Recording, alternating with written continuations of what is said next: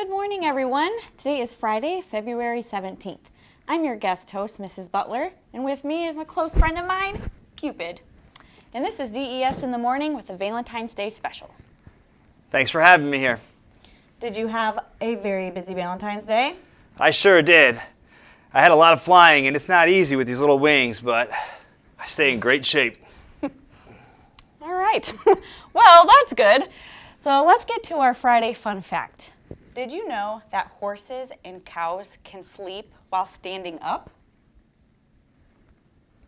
I did not know that. I guess my brain's another muscle I need to work out. Well, today's lunch choices are cheese-filled breadsticks or fish sandwich. Be sure to wish a happy birthday to Ireland H this weekend. Yes, happy birthday, Ireland. Now we will go over to some of our special videos. First, let's go to Nora M, who asked some students what their favorite subject is here at school. Hi, this is Nora on DES in the Morning, and I'm going to be interviewing students what their favorite subject is. DES in the Morning with Elijah Haven. Okay, what's your favorite subject? Technology. Oh, that's cool. Why? Because it has video games. Okay, thank you. Hi, this is Nora on DES in the Morning with Troy. Okay, Troy, what's your favorite subject? Math. Why? Because I like how you have to like use your fingers and count the rest. That's cool. Thank you. Hi, this is Nora on DES in the Morning with Knox. Okay, Knox, what's your favorite subject? Math. Why? It's fun to learn. Okay, thank you. Hi, this is Nora on DES in the Morning with Jackson. Okay, Jackson, what's your favorite subject? Probably math. Okay, why? Because we just learn a lot of stuff. Okay, thank you. Hi, this is Nora on DES in the Morning with Charlotte Simon. Okay, Charlotte, what's your favorite subject? Technology. Why?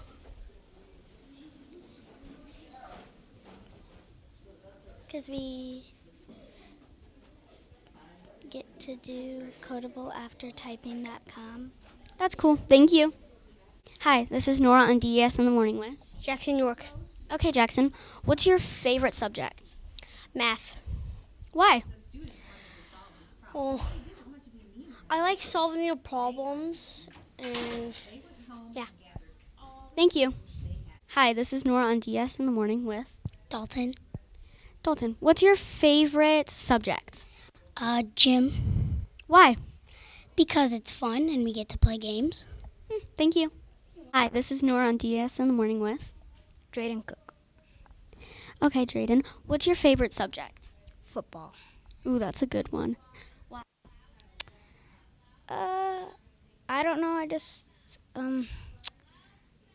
I started when I was young. Thank you.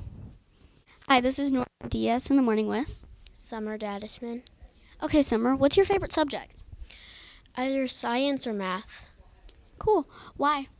Well, because math is really fun to learn. Scientific experiments and things we're learning about. Thank you. On DS in the Morning with Eli. Okay, Eli, what's your favorite subject? Math. Why? Because I like adding. Okay, thank you. This was Nora on DES in the Morning, interviewing students what their favorite subject is. Back to the studio. That was great. My favorite subject is poetry, especially love poems. Now, let's get to Peyton with the results for what students most like to put in their hot chocolate. Hi, I'm Peyton with DES in the Morning, and I will be telling you the results of every survey to find every grade's favorite hot chocolate topping. Kindergarten's favorite topping is small marshmallows. First grade's favorite topping is whipped cream. Second grade's favorite topping is whipped cream. Third grade's is whipped cream. Fourth grade's is whipped cream. And if we take all of the votes together, the favorite topping for the whole school combined, you guessed it, whipped cream. Back to you. Yum. Thanks, Peyton. Now let's see what Jackson H found out about what teachers like to do in the snow. Hi guys, this is Jackson, and I'm going to be interviewing some teachers today about what their favorite thing to do in the snow is. This is DES in the Morning, and I'm Jackson Haley here with Mrs. Ford. And I'm going to be asking you one question. What is your favorite thing to do in the snow? One of my favorite things to do in the snow is to make snowmen. That's cool. This was DES in the Morning with Jackson Haley and Mrs. Ford. On to the next one. Hi, this is DES in the Morning, and I'm Jackson Haley here with Mr. Carrizales. And I'm going to be asking you one question. What is your favorite thing to do in the snow? Snowball fight, for sure. That's fun. I like that too. This was DES in the Morning with Jackson Haley and Mr. Carrizales, and on to the next. This is DES in the Morning, and I'm Jackson Haley here with Ms. Soto. I'm going to be asking you one question today. And it is, what is your favorite thing to do in the snow? My favorite thing to do in the snow is snow paint.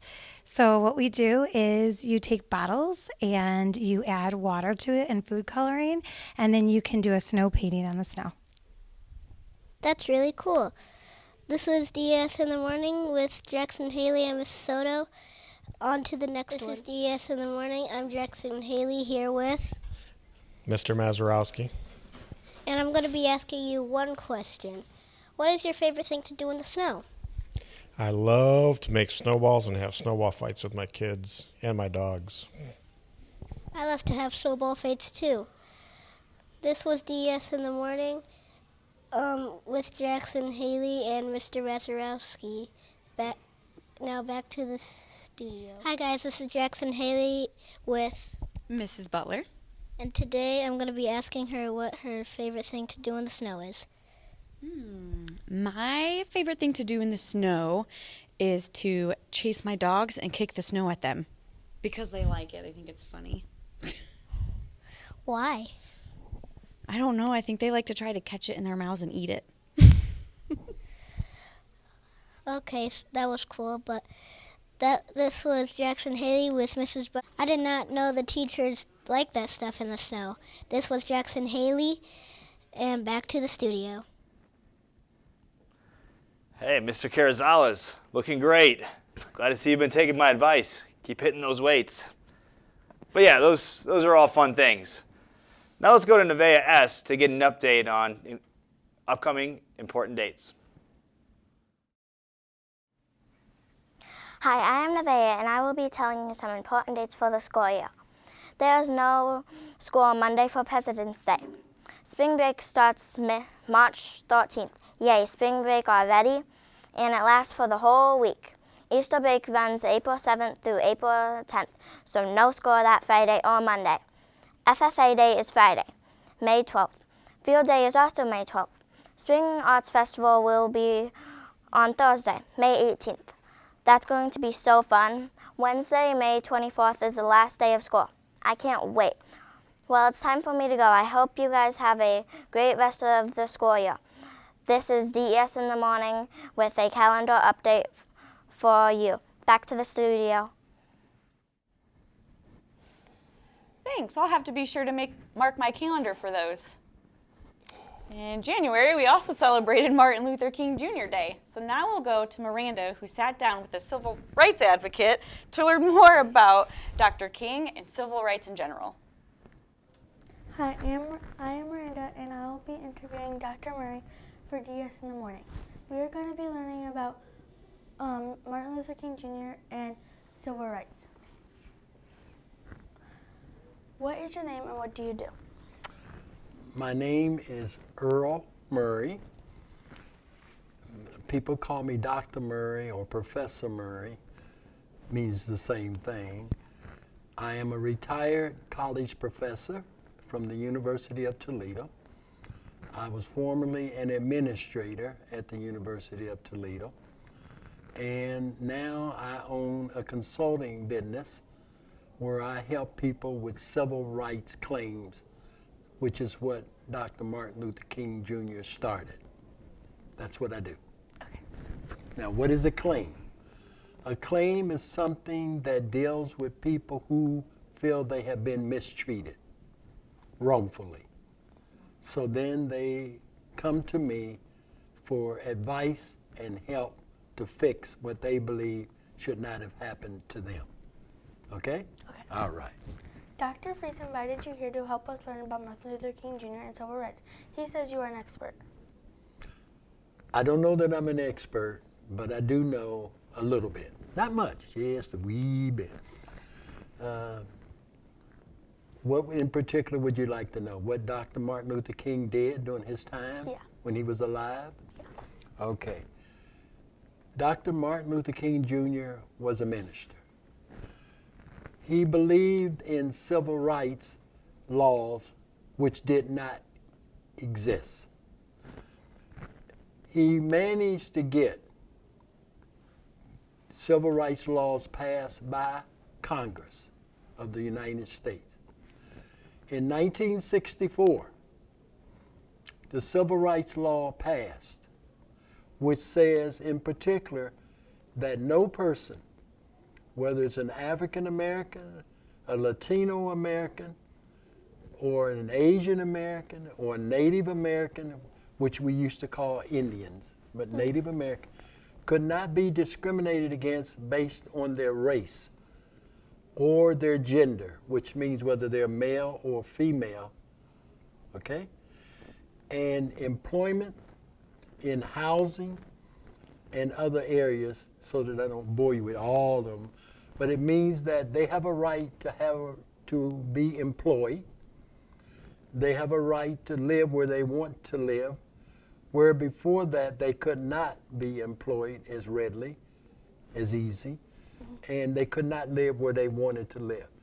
So Dr. King was instrumental in making that a law so that people who look like me could have a job without being discriminated against based on being black. Okay? And I could live where I want to live. For example, if I wanted to live where only white people live, I could not do that. Today, I can do that. All right? That's one of the things that he did, among many things. And that was in 1964. What did Martin Luther King Jr. do to help civil rights? He boycotted businesses. He boycotted busing. He boycotted employers who would not hire African Americans. He boycotted police departments who would not hire African Americans. He boycotted firemen who would not hire African Americans. And by boycotting, I mean he got black people not to do business with those places so that it impacted on their money.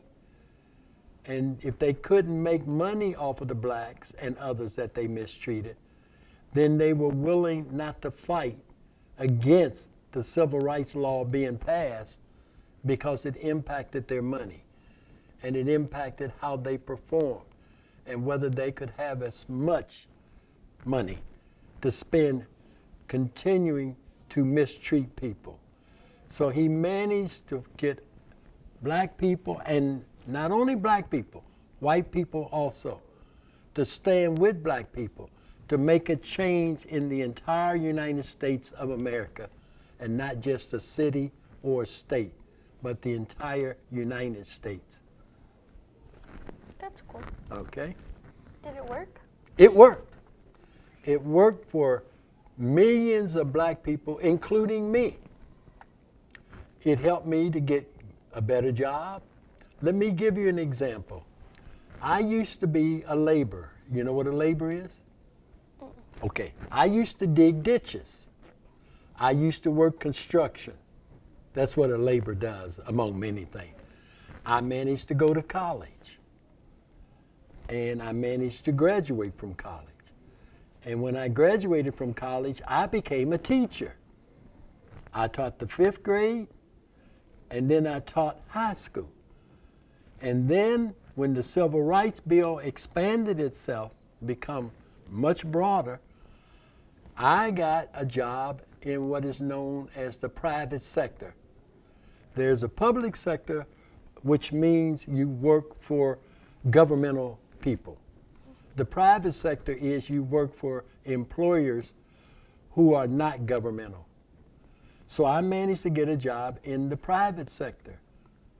And in getting that job in the private sector, I was the first black person hired by the Anchor Hocking Glass Company, the bottles that you drink out of. The Anchor Hocking made those. Anchor Hocking was founded in 1909. I was the first black person in 1969 that they ever hired in a salaried job. So for all those years, I became the first black in the company. I started off as just a person with the job. Over a period of 10 years, I ended up being the highest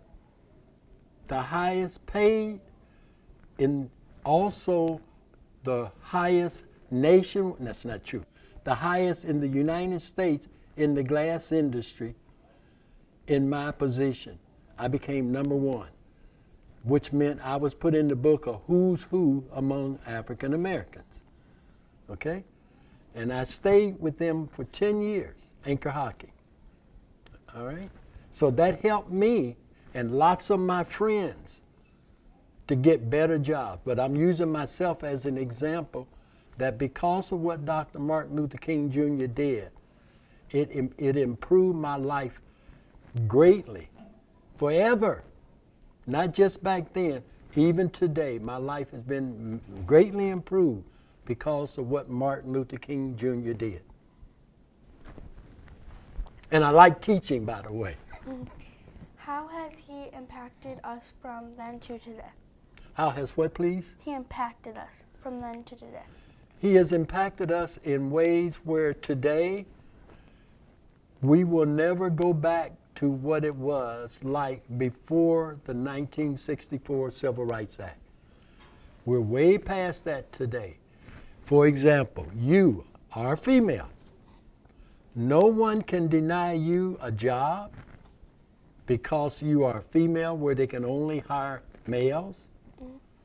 No one can deny you from going to any school that you want to go to because you are a female and because of male. There is no such thing as all male schools, all female schools, because that law stopped that from ever happening again, where only males can go to school and only females can go to this school, and only males can be hired in these jobs, and only females can be hired in these, because females could only be held in such positions as a secretary. Today we have female governors. We have females who are presidents of major corporations in the United States, and so forth. Is that clear enough, or you want me to tell you a little more? That's clear. Okay. What do you think is Martin Luther King Jr.'s biggest accomplishment and why? I think his biggest accomplishment is that he managed to change the way that people think about other people in the United States forever. That's his major accomplishment. Most people don't think like they used to think before the Civil Rights Bill was passed that he managed to get passed. So that's his biggest accomplishment. We will never treat people as badly as we once treated people. We will never mistreat females such as yourself. We will never treat people without them having the right to have means to stop what is happening to them. That's his biggest accomplishment. And what was the other part of that question that I don't remember? And why? And why? Because I believe that he had a mission from God to come here on earth and to perform things such as Jesus did when Jesus came to save us from our sins. He was picked by God to come and do what was done before the Lord allowed him to leave. Because he did not have to do what he did before he was shot and killed in Memphis, Tennessee. Okay?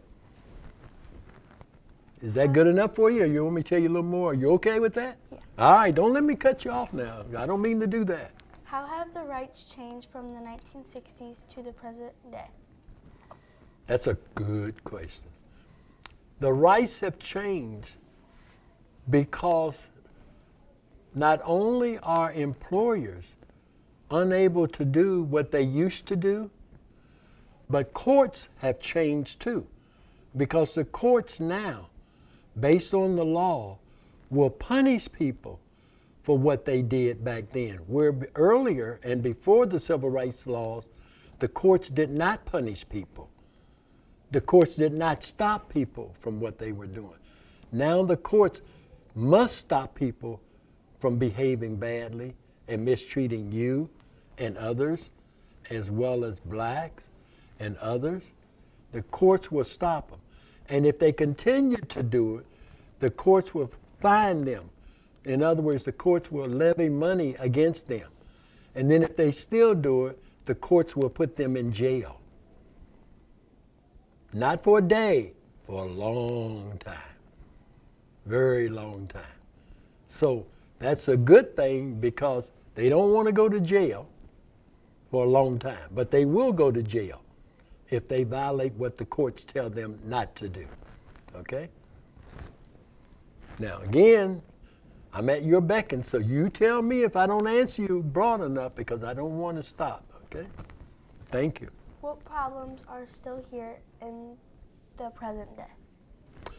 There are still problems with mistreatment of females. There are still problems with mistreatment of black people.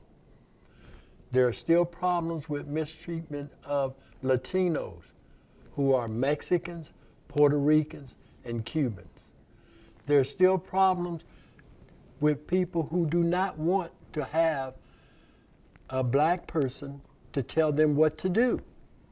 In other words, if you are a black supervisor or a black principal or a black superintendent, there are still problems with some individuals who do not want you to tell them what to do, even though you have those positions and you were in those positions to make a difference for the betterment of everyone. There are still problems with people not willing to accept that. But they will have to adjust or they will have consequences, which mean they will be disciplined or they will lose their job if they do not change. Okay? So that's a problem still existing today. But the good part about that is it's not as broad as it once was. But it is still going on, but not as broad. Broad mean wide. As I know you know that, you're smarter than I am. That's for sure. What role can we kids play in the community to help civil rights? What role can you play? Is that what you said? Kids. Kids. Oh, I think when a kid sees something wrong, for example, no individuals, no black people should beat up on non-black people, white people, just because they're white.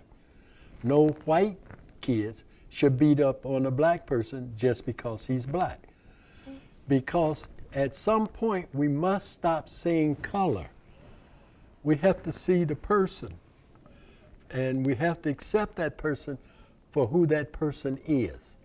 No matter what they look like, we need to treat people with respect. And that's not hard to do. We just have to say, I respect that person no matter what that person looks like. And no matter whether that person is a male or female, I respect that person because that person has done nothing for me not to respect them. Okay? So kids such as yourself and others can look at someone and not see their color. Just see a person, whether they are a person you respect or a person that you want to get to know. Because you will grow up, and when you grow up, you will remember as you're growing up that there were people who you met who did nothing to be mistreated from. Okay? All right. I'm Miranda, and this is DS in the morning. Back to the studio.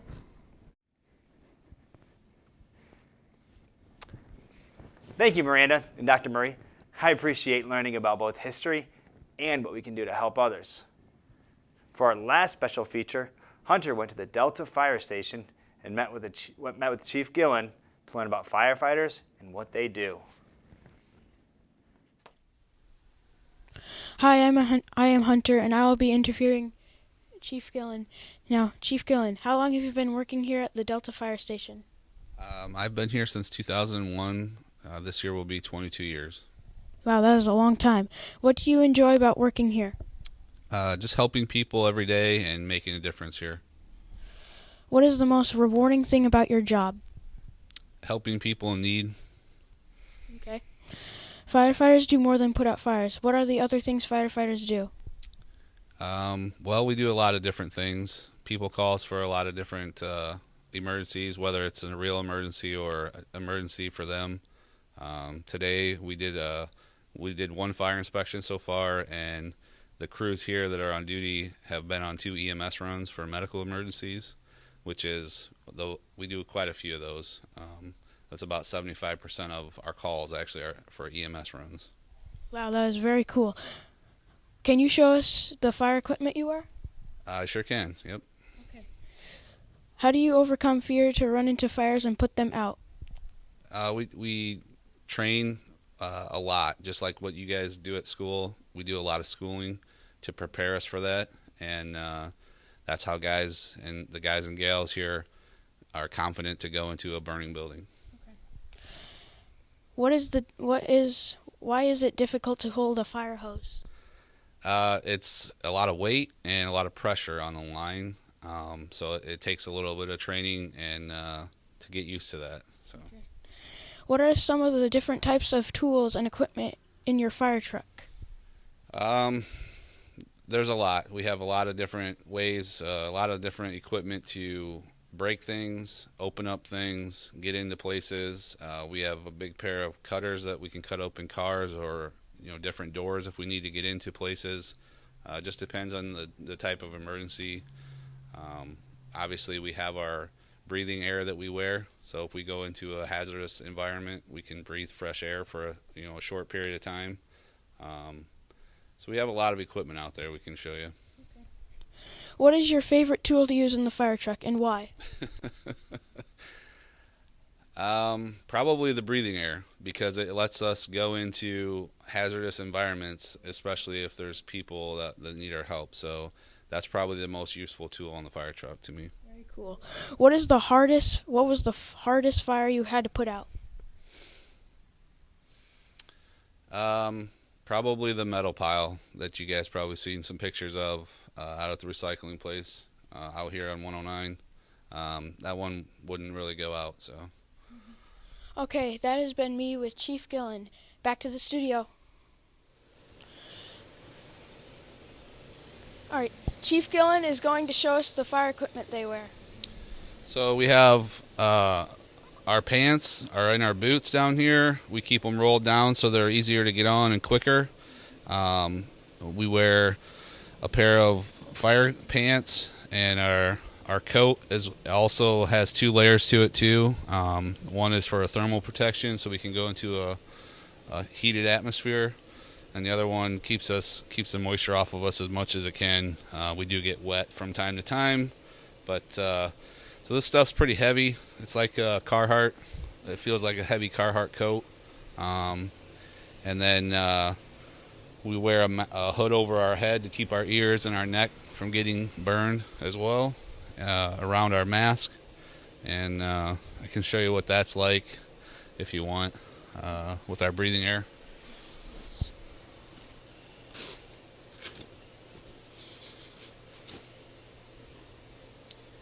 So everybody has one of these masks that they wear, and they're all sized to them individually. So everybody has a different face size, right? So everybody has to get fitted for one of these, and we do that every year. These are our air packs that we would wear into a fire or a hazardous environment, and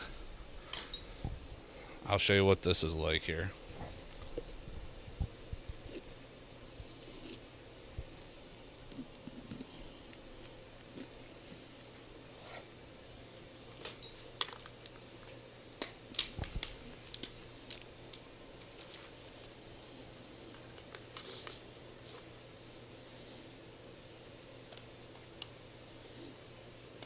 So this would be on around our coat.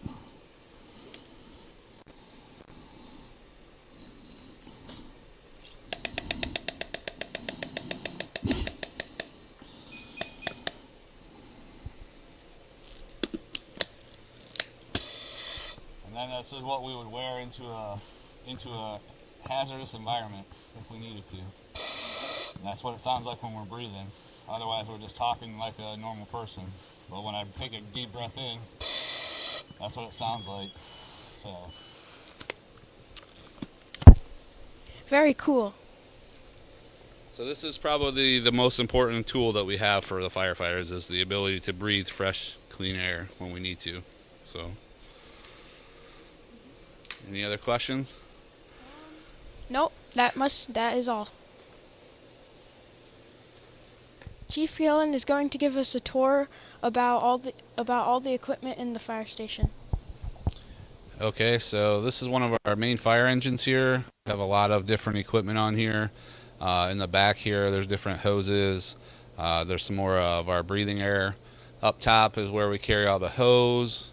There's some ladders up there to get up to the roof of your home as well. Over here, there's different fire extinguishers. There's a chainsaw we carry to cut open the roof if we need to, or anything for that matter. It's another one of our air packs in here for the driver of the rig. These are some of the hand tools we would use, for different things, mostly to break stuff or to break things open, to find fire in the walls and stuff like that.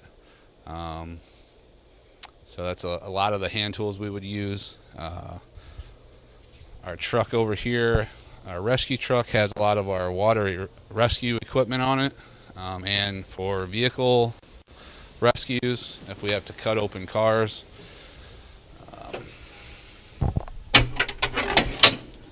So these are what you refer to as the jaws of life in years past. Now they're all battery powered.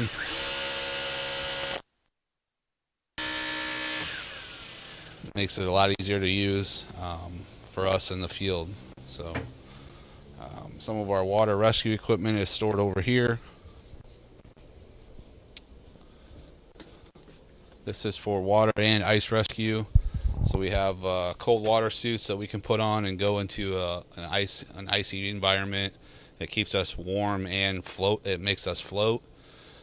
Different life jackets and rope bags to get out there and rescue. We usually have one or two of those every winter. A lot of times it's for dogs. So we'll go out there and get your dog if they're stuck on the pond. That way that you don't have to go out there and do that. So just another example of what we do, and we have to be prepared for a lot of different emergencies. So 998, 999, 1,000. Well, that was super interesting. So now it's finally time for a joke. When does a joke become a dad joke? When does a joke become a dad joke? When the punchline is apparent. Ah! I want to thank Cupid for being here today. Thanks for having me. I need to go work out. Only 362 more days until next Valentine's Day. All right, well, before we wrap up, I'd like to share a daily intention with you.